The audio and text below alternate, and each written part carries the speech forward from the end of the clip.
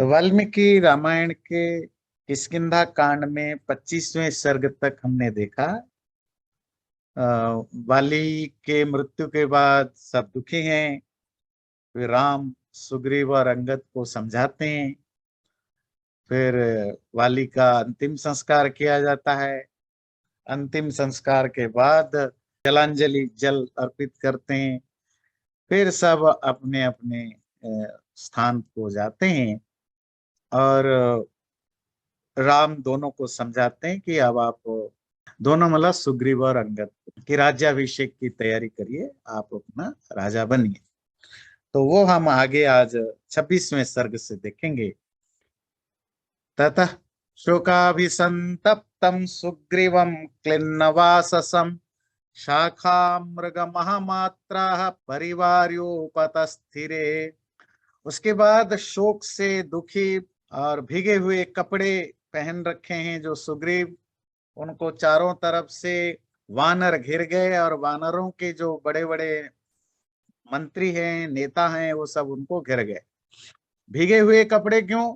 क्योंकि अभी अभी बाली के अंतिम संस्कार के बाद नदी में नहा करके जलांजलि देकर आए। अभिगम्य महाबाहु राममक्लिष्टकारिणं स्थितः प्राञ्जलयः सर्वे पितामहमिवर्षयः। ततः काञ्चन शैलाभ स्तरुणार्कनिभाननः अब्रवीत् प्राञ्जलिर्वाक्यं हनुमान् मारुतात्मजः। उसके बाद सब महाबाहु राम के पास पहुंचे, जो किसी को दुख नहीं देते हैं। और सब पहुंच करके हाथ जोड़ करके खड़े होकर के राम से बोलने लगे, जैसे सारे ऋषि मिलके पितामह से बात करते हैं। और उनमें से हनुमान जो पवन पुत्र है, सोने जैसा चमकता हुआ शरीर है, उगता हुआ सूरज जैसा मुंह है, ऐसे हनुमान ने हाथ जोड़ करके राम से बोला, भवत् प्रसादात् सुग्रीवः पितृपैतामहं महत् वानराणां सुदुष्प्रापं प्राप्तो राज्यमिदं प्रभो भवता समनुज्ञातः प्रविश्य नगरं शुभं संविधास्यति कार्याणि सर्वाणि स्वसुहृज्जनः श्रोतोऽयं विविधैर्गन्धैरोषधैश्च यथाविधि। रघुनंदन, आपके कृपा से ही सुग्रीव को ये अपने बाप दादा की जो राज्य है वो प्राप्त हुआ। आम वानरों के लिए जो बहुत ही मुश्किल है पाना ऐसा राजा, आपकी कृपा से ही प्राप्त हुआ। आपकी ही कृपा से, आपकी अनुमति से हम सब अंदर जा रहे हैं और राज्याभिषेक के लिए जो जो तैयारियां है वो सब हम करेंगे। उसकी तैयारी हम कर रहे हैं। और पर हमारा आपसे निवेदन है, आप भी अंदर आइए जिससे कि हम आपका स्वागत कर सकते हैं। अर्चयिष्यति रत्नैश्च मालैश्च त्वां विशेषतः। क्योंकि आपने सुग्रीव को राजा बनाया, हम सबको हमारी जो प्राप्य है, जो अधिकार है वो दिया, तो हम चाहते हैं कि हम आपको रत्नों से, बहुत महंगे महंगे जो ज्वेल से, माल्य मालाओं से आपको अच्छी तरह सत्कार या रिसीव करना चाहते हैं या रिस्पेक्ट करना चाहते हैं। इसीलिए हे राम, इमाम गिरि गुहाम रम्याम अभिगंतुमितो रसी। ये जो हमारी गुफा है जिसमें राजधानी है वानर राजाओं की, उसमें आप प्रवेश करिए। कुरुष्व स्वामी संबंधम वानरानाम संप्रहर्षय। और आप वानरों के राजा के साथ संबंध रखिए और वानरों को खुश करिए। क्या भाव समझ में आया? हनुमान ने जस्ट इनवाइट किया कि आपकी कृपा से सुग्रीव राजा बनेंगे और सब खुश हैं आपकी कृपा से, तो आप आइए, हम आपका भी स्वागत करेंगे, माला से और रत्नों से आपका स्वागत करेंगे। और वानरों को भी बड़ी खुशी होगी आपके अंदर आने से। एवं मुक्तो हनुमता राघवः परवीरः प्रत्युवाच हनुमन्तं बुद्धिमान् वाक्य कोविद चतुर्दश समा सौम्य ग्रामं वा यदि वा पुरं न प्रवेक्ष्यामि हनुमत पितुर निर्देश पालकः। इस तरह हनुमान के द्वारा कहे जाने पर रघुनंदन राम ने हनुमान से ये बोला कि पिता के निर्देश को पालन करते हुए मैं किसी भी गांव को या नगर को जा नहीं सकता। क्यों नहीं जा सकता? क्योंकि मेरे लिए जो आदेश है जंगल में रहना और जंगल के हिसाब से रहना, इसीलिए मैं किसी भी तरह का हैबिटेट में नहीं जा सकता जहां लोग रहते हैं या कोई शहर है या कोई कैपिटल है या राजधानी है। मैं उनका खाना नहीं खा सकता, मैं उनके कपड़े नहीं पहन सकता, इसलिए मैं राजधानी नहीं जाऊंगा। ध्यान रखिए। बड़े इंटरेस्टिंगली देखिए, ये आपकी अपनी कन्विक्शन के ऊपर है, कोई देखने तो नहीं आने वाला था। और ऐसा कोई पांडवों के तरह, पांडवों के लिए जो कंडीशन था ऐसा कुछ था नहीं कि भाई अगर आप पकड़े गए कहीं घर में घुसे हुए तो हम आपको और 14 साल जंगल में रहना पड़ेगा। पांडवों के साथ तो ये कंडीशन था ना कि अगर आप लास्ट ईयर पकड़े गए, हमने देख लिया आपको कहीं, तो आपको और 13 साल वनवास में रहना पड़ेगा। राम के साथ तो ऐसा कुछ कंडीशन था ही नहीं कि भाई आपको एब्सोल्युटली फॉलो करना है। अगर उसमें हमें पता लग गया कि आप कहीं गए हो, कुछ खाए हो, पिए हो, आपको और 14 साल, ऐसा कुछ नहीं था। उसके बावजूद भी ये राम का कन्विक्शन था कि मुझे जो मैंने प्रॉमिस किया है मैं उसको अक्षर से, लेटर एंड स्पिरिट से फॉलो करूंगा। सुसमृद्धाम गुहाम रम्याम सुग्रीवो वानरर्षभः प्रविष्टो विधिवद्वीरः क्षिप्रम राज्ये विषिच्यताम्। ये जो समृद्ध आपकी गुफा है, राजधानी गुफा, उसमें वानरराज सुग्रीव प्रवेश करें और जो भी विधि विधान है, जो भी आपके रूल्स रेगुलेशंस ट्रेडिशंस है, उसके हिसाब से आप उसके राज्याभिषेक कराइए।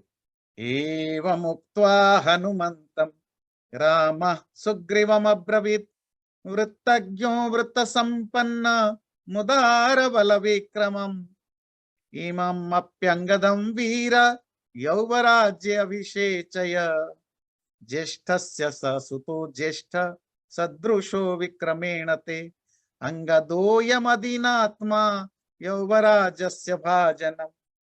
हनुमान से ऐसी बात करने के बाद राम सुग्रीव की ओर मुंह किया और सुग्रीव को बोला, आप बड़े वृत्तज्ञ हैं, मतलब आप एटिक्विटी को ठीक से जानते हैं, जो शिष्टाचार है वो आप ठीक ठीक समझते हैं, वृत्त संपन्न, और आप अच्छे आचरण भी करने वाले हैं, उदार बल विक्रम, आपके पास आप बहुत वीर भी हैं और आपकी साहस भी बहुत है।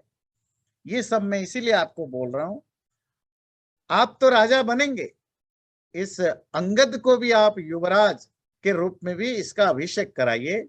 ये आपके बड़े भाई का बेटा है, स्ट्रेंथ और लड़ाई के मामले में वो आपके जैसे बराबर का है, इसीलिए ये अंगद डिजर्व करता है क्राउन प्रिंस बनने का। आप राजा बने, किंग बने, इसको क्राउन प्रिंस या युवराज जरूर बनाइए। पूर्वोयं वार्षिको मासः श्रावण सलिलागमः प्रवृत्ता सौम्य चत्वारो मासा वार्षिक संगिकः नायमुद्योग समय प्रवेशत्वं पुरीं शुभाम् अस्मिन् वत्स्याम्यहं सौम्य पर्वते सह लक्ष्मणः। एक चीज ध्यान दीजिएगा, जो टाइमिंग है उसके भी धीरे धीरे नोट करते रहिए। जब राम सीता के साथ घूम रहे थे, जो था वो वसंत का वर्णन था, स्प्रिंग सीजन का वर्णन था। अब इन बिटवीन 3-4 महीने बीत चुके हैं। अब वर्षा का मौसम, जब किष्किंधा तक पहुंचे तो 4 महीने करीब हो चुका है, तो अब वर्षा का मौसम आ चुका है। वर्षा अभी जैसे बताएगा श्रावण मास में शुरू होता है, मतलब मानसून जो है रामायण के हिसाब से, है ना। भारत में तो बहुत सारे जगह आषाढ़ में शुरू हो जाते हैं, पर आज भी अगर आप केरला के साइड में देखें वहाँ आषाढ़ में शुरू हो जाता है। पर जैसे जैसे सेंट्रल इंडिया या उससे ऊपर जाएंगे तो वो श्रावण मतलब जुलाई तक शुरू होता है। राम की ये जो रामायण में जो आपको मिलता है, क्योंकि ध्यान रखिए ये सेंट्रल इंडिया का एरिया है, मध्य भारत है। किष्किंधा कर्नाटक में समझ लीजिए, कर्नाटक का एरिया है ना। जो पुराना किष्किंधा है वो कर्नाटक का एरिया है, तो साउथ सेंट्रल एरिया है। तो वहां श्रावण मास तक मानसून आ जाता है। पूर्वोयम वार्षिको मासः श्रावण सलिला आगम। श्रावण मास आ गया है, वार्षिक का ये पहला मास है, और ये सलिल पानी का आगमन का समय हो गया। प्रवृत्ता सौम्य चत्वारो मासा वार्षिक संज्ञकः। ये जो 4 महीने आने हैं, ये 4 महीने को वार्षिक कहा जाता है। वार्षिक का अर्थ होता है बारिश के मौसम होते हैं। नायम उद्योग समय, और ये 4 महीने लड़ाई करने के लिए टाइम नहीं होता है। इसीलिए प्रविशत्वम पुरीम शोभाम, आप अपनी नगरी में प्रवेश करो। अस्मिन वत्स्याम्यहम सौम्य पर्वते सह लक्ष्मण, और मैं इसी पर्वत में ही, पास वाले पर्वत में ही लक्ष्मण के साथ रहूंगा। 2-3 चीजें इसमें। पहली चीज है वार्षिक शब्द जो है, आजकल हिंदी में व दूसरे लैंग्वेज में वार्षिक का अर्थ होता है वर्ष, ईयर। वार्षिक मतलब एनुअल। पर रामायण में जो वार्षिक शब्द देखिए, वर्षा से रिलेटेड मंथ होने से वार्षिक। और वार्षिक किसको कहा? 4 महीने को, जिसको आजकल जो रिलीजियस जो धार्मिक साधु सन्यासी वगैरह होते हैं वो चातुर्मास्य कहते हैं। पर आपको कितने लोगों को पता नहीं, चातुर्मास्य नॉर्मली जो साधु सन्यासी होते हैं वो 4 महीने तक कहीं एक जगह रहते हैं, वो ट्रैवल नहीं करते। और ये पुराना ट्रेडिशन है, क्योंकि जब 4 महीने का बारिश का मौसम होता है तो उसमें उन दिनों तो कोई गाड़ी ट्रांसपोर्टेशन सुविधा नहीं थी, ना ब्रिज था ना पुल थे, तो रोड कैसे क्रॉस करें, जंगल में घास फूस हो जाते हैं। तो किसी एक जगह वो 4 महीने के लिए रहते थे, कोई ट्रैवल नहीं करते थे या कहीं आना जाना बंद करते थे। तो 4 महीने रह के वहां खुद स्वाध्याय खुद पढ़ लिखा करते थे या आसपास के लोगों को सिखाते थे, पढ़ाते थे, पर कहीं आना जाना नहीं करते हैं। उसको चातुर्मास्य कहते हैं। आज भी बहुत सारे साधु सन्यासियों को हम जानते हैं जो चातुर्मास्य के लिए एक शहर चले जाते हैं, वहां वो 4 महीने तक रहते हैं, प्रवचन कथा वगैरह वहां जो भी है वो करते रहते हैं, फिर उसके बाद वापस आ जाते हैं। तो वो चातुर्मास्य का अपना एक महत्व। पर वो चातुर्मास्य बना वो वर्षा के समय कहीं आना जाना मुश्किल ना हो। और बोला इन वार्षिक मासों का पहला मास शुरू हो गया है, मतलब उस समय वार्षिक वर्षा रिलेटेड मास श्रावण से शुरू होता था, आषाढ़ से नहीं। आजकल बहुत सारे जगह आषाढ़ से शुरू हो जाता। तीसरी चीज जो आप जानेंगे कि बारिश के मौसम आने पर लड़ाई नहीं हुआ करती थी, क्योंकि बड़ा मुश्किल है।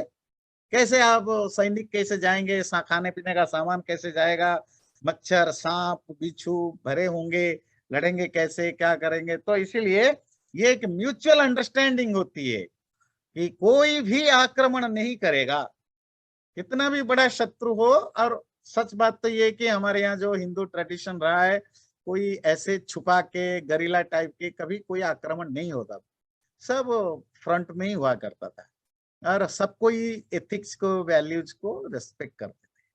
तो राम वही कह रहे हैं, हे सुग्रीव, अभी बारिश का मौसम शुरू हो गया है 4 महीने तक, उसमें तो अब लड़ाई करनी नहीं है, ना कहीं यात्रा भी करनी नहीं है, सीता को ढूंढना भी अभी नहीं हो सकता। इसीलिए अब राज्याभिषेक करो और जाओ एंजॉय करो। 4 महीने आपके पास है, खूब विश्राम करो, एंजॉय करो, फिर 4 महीने के बाद चलेंगे। इयं गिरिगुहा रम्या विशाला युक्त मारुता प्रभूत सलिला सौम्य प्रभूत कमलोत्पला।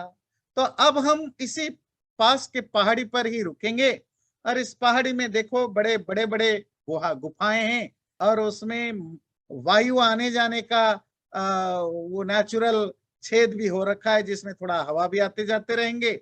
देखो आसपास प्रभुत सलीला, पानी भी आसपास काफी मिल रहा है, तालाब है, वो नदी है। प्रभुत कमलोत्पला, देखो बहुत सारे कमल वगैरह खिले हुए हैं। तो मुझे लगता है यही हमारे लिए सही जगह है। कार्तिके समनु प्राप्ते त्वम रावण वधे यत। और जब कार्तिक मास आ जाएगा तो फिर रावण वध के लिए कोशिश करेंगे, रावण को मारने की तैयारी करेंगे। अगर आपको ये श्रावण, आषाढ़ और कार्तिक सुन के हो सकता है आप में से बहुत लोगों को क्लियर ना हो, तो श्रावण मतलब जुलाई, हाफ ना, जून जुलाई आ जाता है। तो वहां से आप लेकर चलेंगे श्रावण, भाद्रव, आश्विन, है ना, 3 मास हो गया, कार्तिक चौथा मास। तो आषाढ़ से काउंट करेंगे, आषाढ़, श्रावण, भाद्रव, आश्विन, ये 4 हो। कार्तिक से और बहुत सारे जगह आश्विन से आपकी शरद ऋतु शुरू हो जाता है। शरद मतलब जो यूएसए में आप ऑटम सीजन कहते हैं, है ना। तो कहीं कार्तिक, देखिए जियोग्राफिकल फैक्टर तो रहता है, मतलब कहीं अश्विन से होगा, कहीं कार्तिक से होगा, कहीं आषाढ़ से होगा, कहीं श्रावण से होगा। और कार्तिक मास जो आप दिवाली सेलिब्रेट करते हो, तो उस समय हम उसकी यात्रा शुरू करेंगे, तैयारी शुरू करेंगे। कब रावण मरा वो तो हम देखेंगे, पर ये तो फैक्ट है कि दशहरे के दिन रावण, दशहरा पड़ता है अश्विनी मास में, अश्विनी मास में, ध्यान रखिए, है ना। और वो जो आजकल आप सेलिब्रेट करते हैं हम लोग, दशहरा को रावण जलाना, दिवाली को राम वापस आए, ये वाल्मीकि रामायण के हिसाब से सही नहीं है। वैसे जब पढ़ेंगे तब पता लगता जाएगा। एष न समय सौम्य प्रवेशत्वं स्वमालयम् अभिषिक्त स्वराज्ये च सुहृद संप्रहर्षय इति रामाभ्यनुज्ञात सुग्रीवो वानराधिपः प्रविवेश पुरीं रम्यां किष्किंधां वालिपालितां। तो कार्तिक मास आने पर हम रावण वध के लिए कोशिश करेंगे। अभी जो समय है हे मित्र, आप अपने राजधानी में जाओ, राज्याभिषेक कराओ, खुद खुश रहो, अपने मित्रों को, साथियों को खूब एंजॉय कराओ। इस तरह राम के कहने पर वानर राज सुग्रीव किष्किंधा की सुंदर नगरी में प्रवेश किया, जो आज तक वाली के द्वारा पाली जा रही थी। तम वानर सहस्राणि प्रविष्टम वानरेश्वरम अभिवाद्य प्रविष्टानि सर्वतः पर्यवारयन् ततः प्रकृतयः सर्वा दृष्ट्वा हरिगणेश्वरं प्रणम्य मूर्धना पतिता वसुधायां समाहिता। जब वानरों का नया राजा सुग्रीव अंदर प्रवेश किया तो हजारों की संख्या में वानर इकट्ठा हुए और घेर करके उन्होंने उनको अभिवादन अर्थात ग्रीट किया। और अपने राजा को देख करके जो वानर थे वो जमीन में गिर के, जिसको कहते हैं साष्टांग प्रणाम, जमीन पर गिर करके मूर्धा से, वो सर से उनको प्रणाम किया। साष्टांग प्रणाम समझते हैं ना। तो 3 तरह के हमारे यहाँ प्रणाम की व्यवस्था है। पहले तो हाथ जोड़ के सीधे नमस्ते, थोड़े सर झुका के। इंडियन लोगों ने सर झुकाना 100% छोड़ दिया है, पर आपको Japanese, Korean, Thai, Malaysian, Indonesian, even Chinese, Taiwan, ये लोग अभी भी सर झुका के ही नमस्ते करते हैं। इंडियन लोग कॉलोनाइज हो गए तो उनकी अकड़ ज्यादा बढ़ गया, तो ज्यादा घमंडी हो गए। तो अब वो एक तो नमस्ते करते भी नहीं, करते भी है तो बिल्कुल हाथ उठता है सलाम की तरह, मुंह से निकलता है नमस्ते। और ये वाला तो बहुत रेयर हो गया है, कोई बूढ़े बुजुर्ग लोग हो गए या कोई ज्ञानी विद्वान हो हाथ जोड़ता है। यंग जनरेशन, यंग क्या, ये तो पिछले 50-100 साल से हम देखते हैं भाई, हाथ जोड़ने वाले कम रह गए हैं।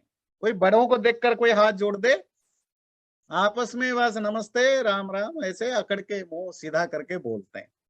हम बुरी तरह अपनी कल्चर को फेल हो चुके हैं, हम इंडियन लोग, है ना। हम बहुत बिगड़े हुए हो चुके हैं। और कभी कभी शर्म आता है जब हम जापानीज को, कोरियन को, इन लोगों को देखते हैं।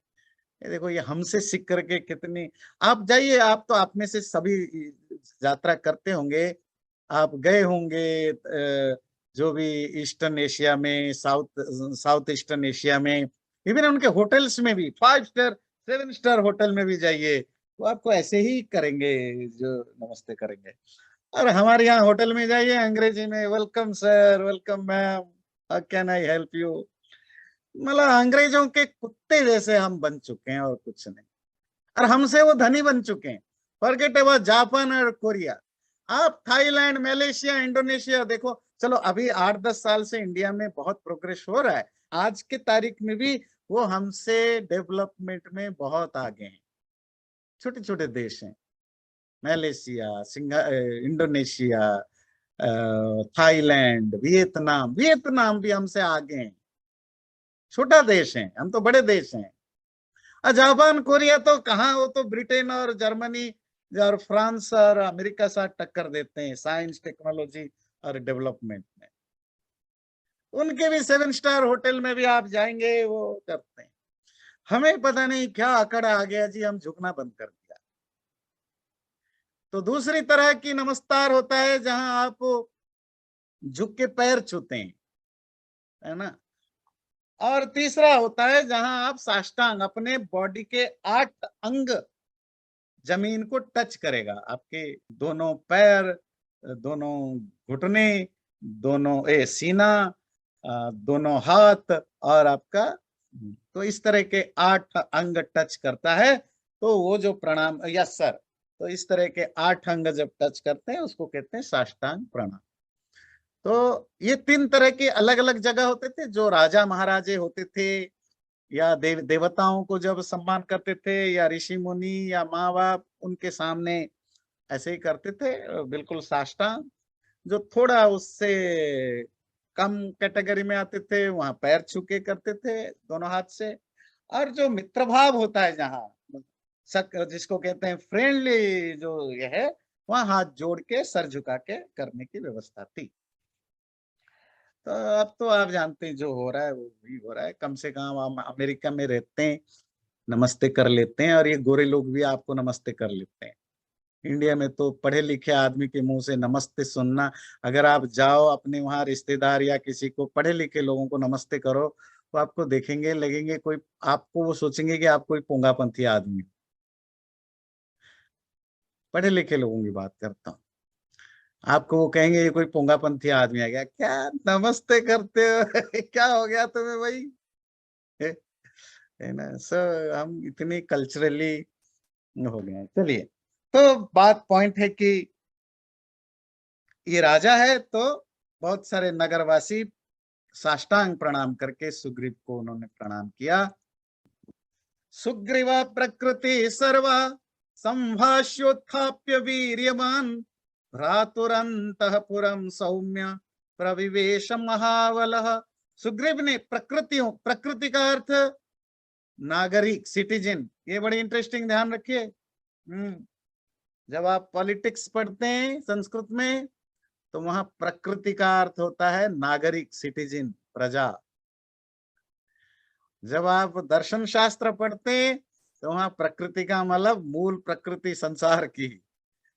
जब आप साइकोलॉजी पढ़ते हैं, तो प्रकृति मतलब आपकी नेचर, आपकी हैबिचुअल पैटर्न है ना। नहीं तो किसी एक शब्द को एक ही अर्थ में नहीं लेना, ये ध्यान रखिए। तो यहाँ प्रकृति जो शब्द आया, उसका अर्थ होता है सिटीजन, जो प्रजा, राज्य की प्रजा जो साष्टांग कर रहे थे, तो सुग्रीव ने उनको अपने हाथों से उठाया, उठा करके उनसे बातचीत करके अपने भाई के अंतःपुर को, अंतःपुर मतलब जो रानी महल है, रानी महल में वो प्रवेश किया। प्रविश्य तो अभिनिष्क्रांतम सुग्रीवम प्लवगेश्वरम अभिषिंचंत सुहृद सहस्राक्षमिवामरः। जब सुग्रीव अंदर प्रवेश किया, तो पहले से तैयारियां थी वानर राज सुग्रीव को, तो उनकी साथियों ने अभिषिंचन अर्थात अभिषेक या जो कोरोनेशन करना शुरू कर दिया। और ये सब क्या क्या सामान उसमें यूज हुआ वो संस्कार में, ये सब उसकी लिस्ट है। जैसे अलग अलग नदियों के पानी, चावल, अलग अलग तरह के फूल, ये जो चंदन आदि, अलग अलग तरह के लेप, फूल मालाएं, कपड़े, दूध, पेड़, जो भी उनकी लिस्ट है, तो उसको मैं स्किप कर देता हूँ। आप चाहें तो बाद में पढ़ सकते हैं। तो ये सब चीजें इकट्ठा किए गए थे, इनसे उनका अभिषेक किया गया। ततस्ते वानर श्रेष्ठम यथा कालम यथा विधि रत्नैर्वस्त्रैश्च भक्ष्यैश्च तोषयित्वा द्विजर्षभान् ततः कुश परिस्तीर्णम समिद्धम जातवेदसम मंत्रपूतेन हविषा भूत्वा मंत्रविदो जनः। अभिषेक के बाद वानर श्रेष्ठ को, तो वहां जो भी लोग थे उन्होंने उनको गिफ्ट वगैरह दिया। उसके बाद वानर राज ने वहां दो द्विजर्ष, दो ब्राह्मण लोग आए थे, उनको वस्त्र मतलब कपड़े, रत्न मतलब जो जेम्स से, भक्ष्य मतलब खाना पीना आदि दे करके उनको तृप्त किया, उनको दक्षिणा के रूप में सब दिया। जब अभिषेक का काम हो गया, उसके बाद क्या शुरू होता है? हवन। ततः कुश परिस्तीर्णम समिद्धम जातवेदशम। उसके बाद सुग्रीव यज्ञ में बैठे, जो यज्ञ वेदी जो कुश घासों से भरा हुआ था, और वहां जातवेद अग्नि को प्रज्वलित किया गया। मंत्र पूते न हविषा, मंत्र पाठ के साथ हवि के द्वारा, हवि मला घी और सामग्री के द्वारा आहुतियां दिए गए। इसके द्वारा, जो मंत्र जानने वाले ब्राह्मणों के द्वारा। कोई भी संस्कार हो तो संस्कार विधि होने के बाद बिना यज्ञ के कोई भी संस्कार भारत हिंदू परंपरा में व वैदिक परंपरा में पूरा नहीं होता था, आज भी नहीं होता है। वो विवाह संस्कार हो, नामकरण हो, कोई भी है, A to Z कोई भी हो, पहले संस्कार कर दिए जाते हैं, फिर यज्ञ होता है। यज्ञ के साथ, यज्ञ के बिना वो पूरा नहीं होता है। इसी तरह सुग्रीव की राज्याभिषेक हुआ, उसके बाद जो भी दान वगैरह होना था हुआ, फिर अंत में यज्ञ हुआ। यज्ञ में क्या होता है? मंत्र पाठ के साथ आहुतियां दी जाती है, वो भी सुग्रीव ने किया। अच्छा, ये भी सब जो है ये उसी जो पूजा पाठ की डिटेल्स हैं, जो पूजा पाठ की तो नहीं, जो डेकोरेशन किया गया था, तो इसको भी मैं स्किप करूंगा। तो उसमें वो ईस्ट की ओर मुंह करके सोने के सिंहासन पर बैठा, फिर मल्टी कलर गार्लैंड उसमें डाले गए ट्रेडिशन के हिसाब से। अलग अलग नदियों से जो जल संग्रह किया गया था सोने के घड़े से, वो उन पर डाला गया। जो भी अभिषेक की जो प्रोसीजर होता है, शास्त्रों के मंत्र पाठ होते रहे, और सुगंधित फ्रैग्रेंट वाटर डाला गया, जिसमें हाथी के द्वारा, अलग अलग जानवरों के द्वारा पहले डाला जाता है, फिर बाद में हनुमान, जाम्बवान, नल और सुग्रीव ने भी पानी डाला। अभिषेक का अर्थ ही होता है अभिषिंचन, पानी डाला जाना। तो जो जो कोरोनेशन का जो हमारे यहाँ कल्चर था, वो अलग अलग नदियों से पानी ला करके वो जो पानी ऊपर डाला जाता था, वही होता था कोरोनेशन, जो ऑफिशियल कोरोनेशन। बाकी यज्ञ संस्कार ये सब चीजें तो साइड में होते थे। तो कोरोनेशन वही है, जो पानी डालना, उसको कहा जाता था अभिषेक। अभिषिक्ते तो सुग्रीवे सर्वे वानर पुंगवः प्रचुक्रुशुर महात्मानो हृष्टा तत्र सहस्रशः। जैसे ही सुग्रीव का अभिषेक हुआ, तो वहां जो बड़े बड़े वानर मंत्री या वानर नेता थे, बहुत खुश होने लगे। हजारों की संख्या में लोग खूब जोर जोर से आवाज करने लगे खुशी के। रामस्य तु वचः कुर्वन् सुग्रीवो हरिपुंगवः अंगदं संपरिष्वज्य यौवराज्ये अभ्यसेचयत्। राम के आदेश को पालन करते हुए अब वानरों का राजा सुग्रीव ने अंगद को गले लगाया, और उसके बाद उसको क्राउन प्रिंस के रूप में, युवराज के रूप में भी अभिषेक किया, या प्रिंस रिजेंट कहते हैं, अभिषेक किया। अंगदे चाभिषिक्ते तु सानुक्रोशाः प्लवंगमः साधु साधु इति सुग्रीवम महात्मानो अभ्यपूजयन्। जब सुग्रीव ने अंगद का राज्याभिषेक किया, तो आसपास जो वानर वानर सेना, वानर मुखिया सब थे, वानर लोग थे, वो बड़े खुश हुए। उन्होंने कहा, साधु बहुत अच्छा किया, बहुत अच्छा किया, कह के सुग्रीव की प्रशंसा की। क्यों? इसकी सिग्निफिकेंस समझते हैं। भाई, वानरों का राजा वाली था, लोगों का जो रिस्पेक्ट है वो वाली के प्रति है। वाली को सुग्रीव ने मरवाया, प्रजा तो डरे हुए होते राजा से, पर दिल में प्यार तो राजकुमार के प्रति होता है ना, तो प्यार तो उनके अंगद के प्रति है। और वो एक्सपेक्ट कर रहे थे कि सुग्रीव राजा बनेगा, अंगद को परेशान करेगा या पीछे कर देगा।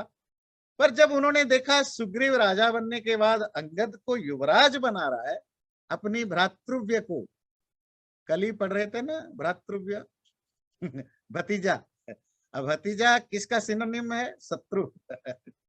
अपनी भतीजा होने पर भी उसको प्रिंस रिजेंट या युवराज बनाना, इससे ये से प्लीजेंट सरप्राइज। ये प्रजाओं के लिए एक तो उनके जो मनपसंद अंगद है वो युवराज बने, और सुग्रीव शत्रु होकर भी उनको युवराज दिया, तो सबको बहुत खुशी हुई और सबने शाबाशी की सुग्रीव को, बहुत अच्छा किया, बहुत अच्छा किया। तो मन को एक खुशी होती है कि चलो हमारा मनपसंद बेटा जो है उसको कोई परेशान नहीं करे। तो ये भाव से अनएक्सपेक्टेड जो खुशी है वो उन्होंने व्यक्त किया।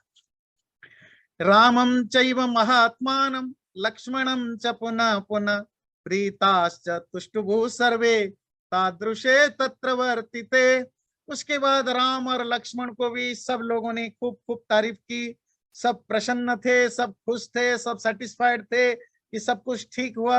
अंगद भी राजकुमार बने, सुग्रीव भी राजा बने, राम और लक्ष्मण के आदेश से सब स्मूथली हुआ। हृष्ट पृष्ठ जनाकीर्ण पताका ध्वज शोभिता।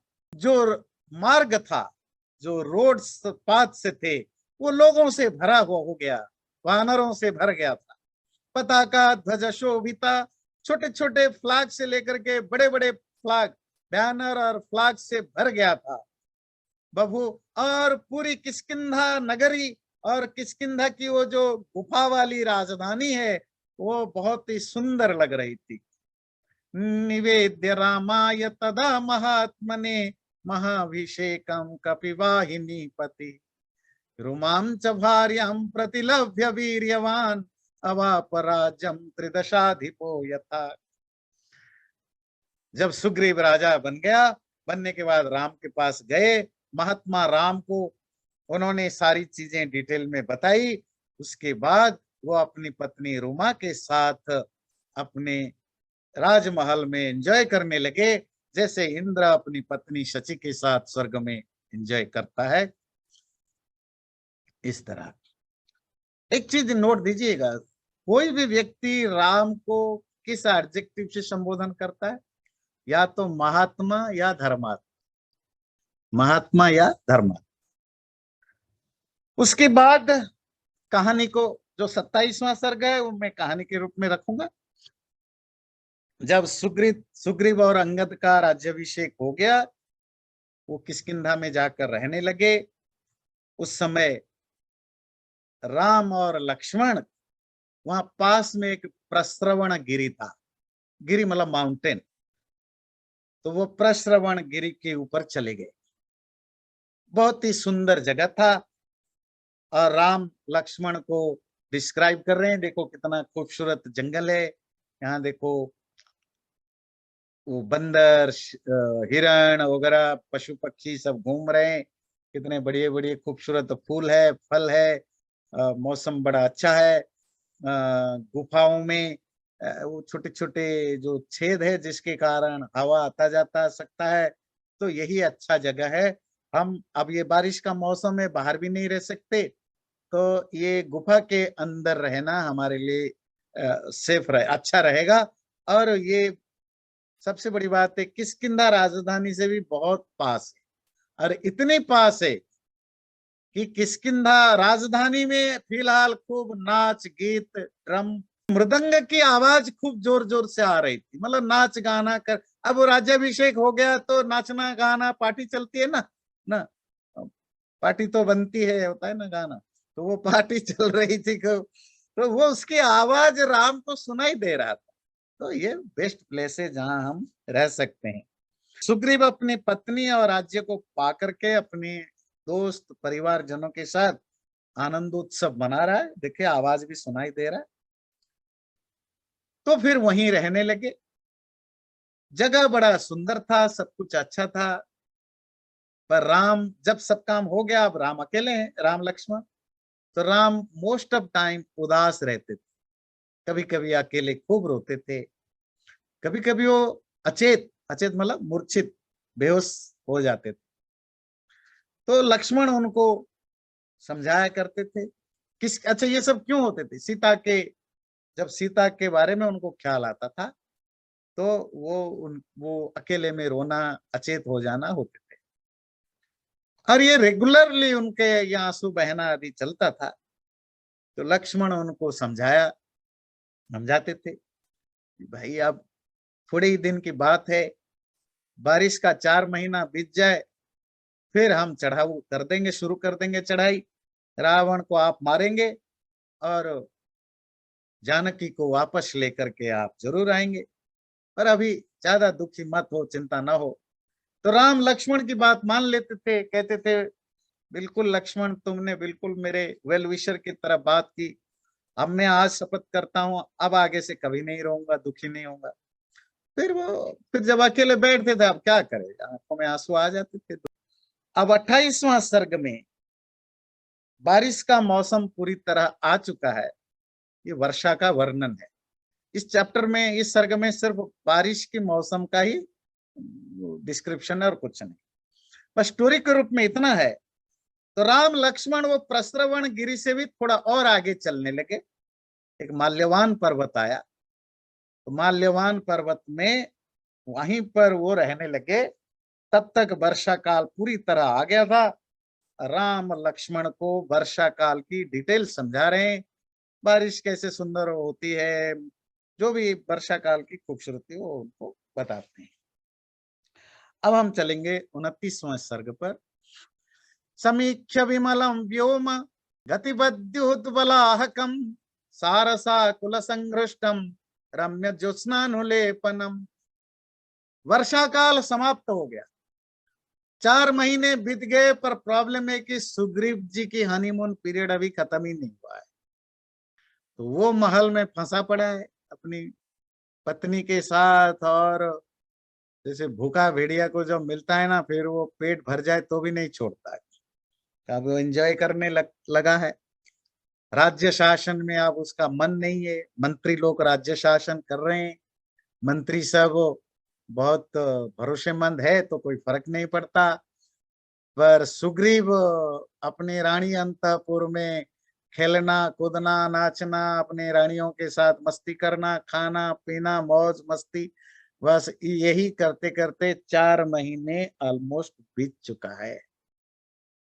हनुमान को चिंता हुई कि महाराज तो बाहर ही कम निकलते हैं अब। तो उन्होंने सुग्रीव को जाकर के बोला कि हो गया, अब जितना एंजॉय करना था, राम ने आपके लिए जो कुछ किया और आपने जो उनको प्रॉमिस किया था, टाइम आ गया है, वर्षा काल खत्म हो रहा है, अब आश्विन मास शुरू होने वाला है, अब आप कुछ करिए।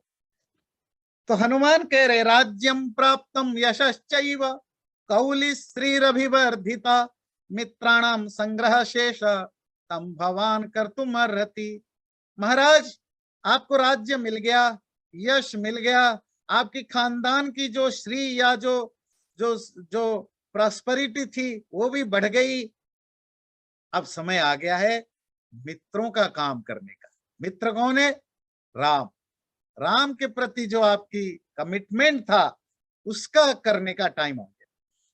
यो हि मित्रेषु कालज्ञ सततम साधु वर्तते तस्य राज्यम च कीर्तिश्च प्रतापश्चाभिवर्धते यस्य कोशश्च दंडश्च मित्राण्यात्मान भूमिप समवेतानि सर्वाणि सराज्यम महदश्नुते। हे महाराज, जो व्यक्ति मित्रों को टाइम पर हेल्प करता है, अर्थात मित्रों को कब जरूरत है उस चीज को समझता है। मित्रेशु कालज्ञ, काल कहते हैं टाइम, यह जानने वाला। मित्रेशु, मित्रों की कब जरूरत है उस चीज को समझता है, वो राजा, उसका राज्य भी, उसकी यश कीर्ति भी, प्रताप उसकी पराक्रम, ये तीनों बने रहते हैं समय पर दोस्तों को हेल्प करने से। और जिसका कोष, ट्रेजरी, दंड, पनिशमेंट या राज्य शासन, मित्राणी और दोस्त ठीक ठीक रहते हैं, या जो राजा इन चीजों का ध्यान रखता है, वो हमेशा महत राज्यम अश्नुते, सबसे बड़ा राज्य वो भोगता है। तीन चीजें आपको ध्यान देना होता है राजा को। क्या? कोष, दंड, मित्र। कोष क्या होता है? आपकी ट्रेजरी भरी हुई हो, आपके वो आजकल तो ट्रेजरी, ट्रेजरी प्लस वो क्या कहते हैं, एफसीआई, फॉरेन करेंसी, क्या एक शब्द होता है उसके लिए, रिजर्व। रिजर्व। रिजर्व, हाँ एफसीआर, हाँ फॉरेन करेंसी रिजर्व। देखिए पाकिस्तान, श्रीलंका जब बैंकरप्ट हो गए, क्यों? फॉरेन करेंसी रिजर्व नहीं है। तो आपकी दो चीजें, फॉरेन करेंसी रिजर्व और इकोनॉमी बढ़िया हो, कोष। दूसरा क्या बोला? दंड। आपकी जो एडमिनिस्ट्रेशन है ना, करप्शन फ्री हो, एडमिनिस्ट्रेशन बढ़िया हो, आम लोगों तक आप सारे जो भी सुविधा पहुंचा पा रहे हो वो सही हो। ये दोनों हो जाने से भी आप बच नहीं पाएंगे, क्योंकि जो एक्सटर्नल एनिमी है आपको बहुत तंग करेंगे। आपकी मित्राणी, मित्र देश, मित्र मतलब हमारे आपके मित्र ये होते हैं। देशों का, राजाओं का मित्र क्या होता है? राजाओं का मित्र राजा होता है। जितना आपकी इकोनॉमी जरूरी है, जितनी आपकी अच्छा एडमिनिस्ट्रेशन जरूरी है, जितनी आपकी आर्मी जरूरी है, उससे कम मित्रों की नहीं। पॉलिटिक्स में और रियल लाइफ में भी वही है। कितना भी आपकी पत्नी, बच्चे सब बढ़िया हो, धन कितना अच्छा हो, एक आधा दोस्त अगर पक्का ना होना तो लाइफ ऐसा नहीं होता है जैसा होना चाहिए। वेरी इंपॉर्टेंट पार्ट होता है लाइफ में मित्र, है ना। तो यही है। ये तो खैर पॉलिटिक्स की बात है।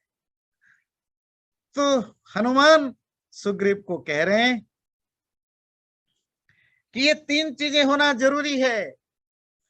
तद भवान वृत्त संपन्न स्थितः पथि निरत्य ये मित्रार्थम अभिनीतार्थम यथावत कर तुम अर्हति। अरे आप तो समझदार हैं सुग्रीव, वृत्त संपन्न, आप धर्म को किस समय क्या व्यवहार करना चाहिए उसको ठीक ठीक समझने वाले हैं, सही रास्ते पर चलने वाले हैं। अभी आप मित्रार्थ, मित्र के लिए भी आप काम करने वाले व्यक्ति हैं। तो आप जो सही है राम जैसा मित्र के लिए करना, वो आप करना शुरू कर दीजिए। संत्यज्य सर्वकर्माणि मित्रार्थे यो अनुवर्तते संभ्रमात् हि कृतोत्साहो स्वनर्थैराव अनर्थै नावरुध्यते यस्तु काल व्यतीतेषु मित्र कार्येषु वर्तते सकृत्वा महतो अपि अर्थान न मित्रार्थे न युज्यते। जो सभी कामों को छोड़ करके मित्र के हेल्प करने के लिए पहुंच जाता है, संभ्रमाद ही कृतोत्साह सो अनर्थेर नावरुध्यते। कभी कभी गलती के कारण भी अगर आप लड़ाई कर बैठते हैं, उत्साह का मतलब यहाँ एंथुसियाज्म, और एंथुसियाज्म का मतलब होता है लड़ाई।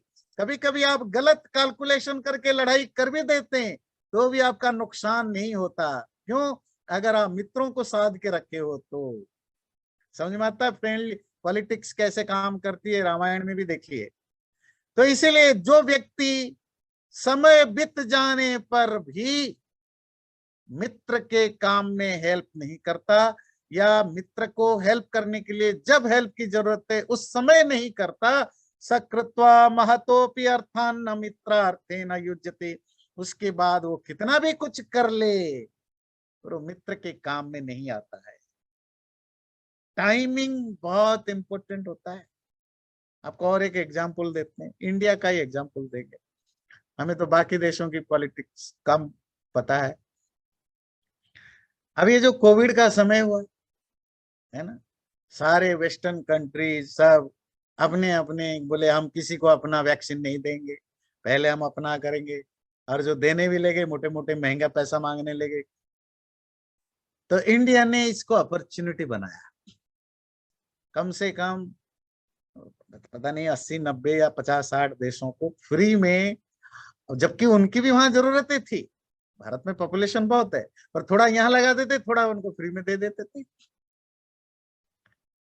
उस समय काफी उनकी लोकल न्यूज़पेपर में, इंटरनल न्यूज़पेपर में क्रिटिसाइज हुआ कि हमारे देश के लोगों को ना दे के आप उधर भेज रहे।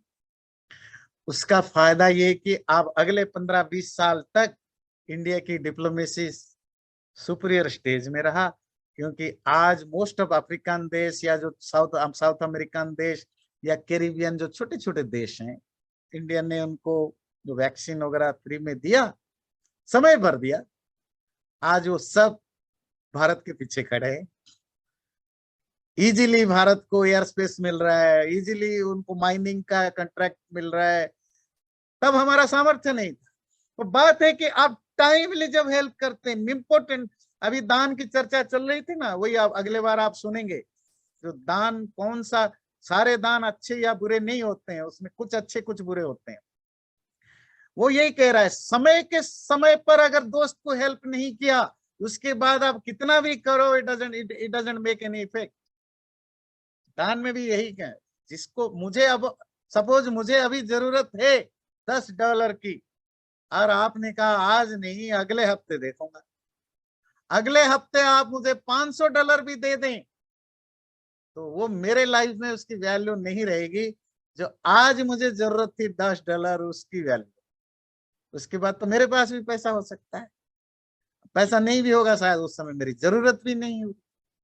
जरूरत के समय हेल्प करना, वो किसी के लिए भी, ये तो एक रेगुलर रूल है। पर पॉलिटिक्स में भी मित्र देश को समय पर, और समय पर क्या है, लड़ाई चल रही है, लड़ाई चल रही है, आपकी गलती के कारण हो या जिस भी कारण हो, और उसी समय आपको हेल्प की जरूरत है। और इसकी सबसे बढ़िया एग्जांपल लीजिए, यूक्रेन और रशिया ने जब यूक्रेन पर अटैक किया, अगर उन्हीं एक हफ्ते के अंदर अंदर वेस्टर्न और अमेरिकन लोग उनको पैसा सामग्री जो भी पहुंचाना उस समय पहुंचा देते, तो शायद आज यूएस यूक्रेन की लड़ाई का कोई और रूप होता है। अब जब 3-4 महीने के बाद यूक्रेन जब पूरी तरह बर्बाद हो गया, आप में से बहुत लोगों को पता होगा अमेरिका कितना पैसा खर्च करता हूं, कितने 100 बिलियन डॉलर फेंक रहा है वहां, यूक्रेन में लगा रखा है। यूरोपियन देश भी दे रहे हैं, मतलब इतना पैसा दे रहे हैं कि अफ्रीका के 5-7 देश 10-15 साल तक वो धनी हो जाते, जितना पैसा दे रखा है यूक्रेन पर। कुछ क्या हो रहा है, कुछ नहीं, यूक्रेन बर्बाद हो चुका है। समय पर इसे आधा भी दे देते तो भी लड़ाई का नेचर कुछ और होता। तो बात समझ में आती है। तो इसीलिए आप समय पर अगर हेल्प नहीं करेंगे, उसके बाद भी करे, तो मित्र के लिए कोई यूज नहीं है। यदि इदम मित्र कार्यम वीर नो मित्र कार्यम अरिंदम। अगर है वीर, अगर आप उनको मित्र समझते हैं, तो यही समय है कि आप अपना मित्रता निभाइए। बारिश का मौसम खत्म हो गया है, अपना काम शुरू करिए। तो 15 तक मैंने रखा, मैं नोट कर लेता हूं, तो फिर बाकी नेक्स्ट टाइम से करेंगे। चलिए प्रार्थना करते हैं। चैनल को सब्सक्राइब जरूर करें और वीडियो अच्छा लगे लाइक भी जरूर करें।